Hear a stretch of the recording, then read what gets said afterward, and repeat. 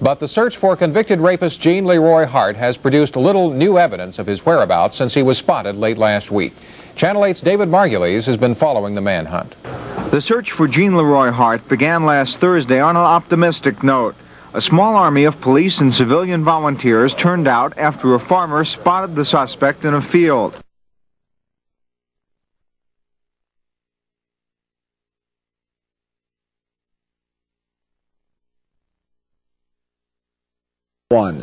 David Margulies, Channel 8 News. But the search for convicted rapist Gene Leroy Hart has produced little new evidence of his whereabouts since he was spotted late last week. Channel 8's David Margulies has been following the manhunt. The search for Gene Leroy Hart began last Thursday on an optimistic note. A small army of police and civilian volunteers turned out after a farmer spotted the suspect in a field. That was the last time anyone has come in contact with the man charged with murdering 3 Girl Scouts at Camp Scott.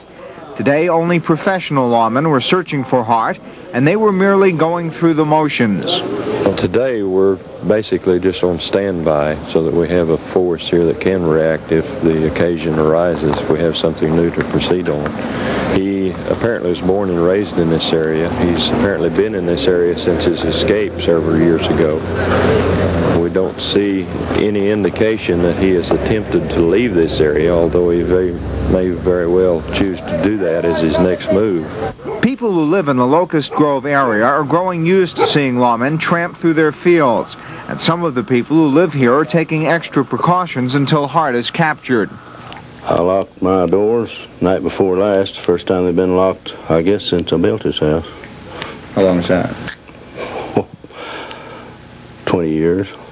Police admit their only hope of catching Hart is if he feels safe enough to come out of hiding to look for food. He is believed to be keeping up with his search efforts with the aid of transistor radio. Hart's intimate knowledge of the area around Camp Scott and possibly help from his many relatives in the area have kept him one step ahead of pursuing lawmen. The search for Gene Leroy Hart has turned out to be a lot tougher than many lawmen expected. As one trooper put it, describing the rugged terrain, it's like eating soup with a fork. All you get is the exercise. David Margulies, Channel 8 News, Locust Grove, Oklahoma.